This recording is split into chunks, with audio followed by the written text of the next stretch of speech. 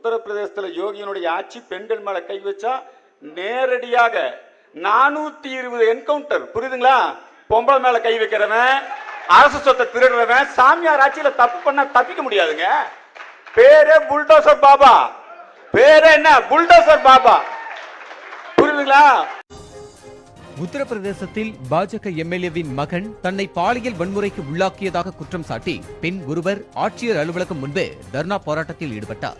உத்தரப்பிரதேச மாநிலம் உன்னாவோவில் சிறுமியை பாலியல் பலாத்காரம் செய்ததாக குல்தீப் சிங் செங்கார் கைது செய்யப்பட்டார்.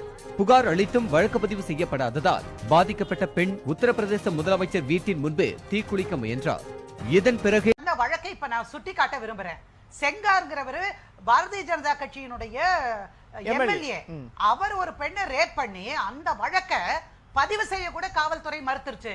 அதுக்கப்புறம் யோகி ஆதித்யநாத்தினுடைய இல்லத்தின் முன்னாடியே தீக்குளிக்க சென்ற பிறகுதான் கேஸே ஃபைல் ஆச்சு. அதுக்கப்புறம் தண்டனை வாங்கி இன்றைக்கு சிறைக்கு போயிருக்கார். அந்த பெண்ணோட அப்பாவை கொன்னாங்க. தேவையற்ற வழக்கில் அவளை சம்பந்தப்படுத்தி அவங்க சாட்சி கொடுக்க போன போது லாரியில போயிட்டு இருந்த போது அவங்க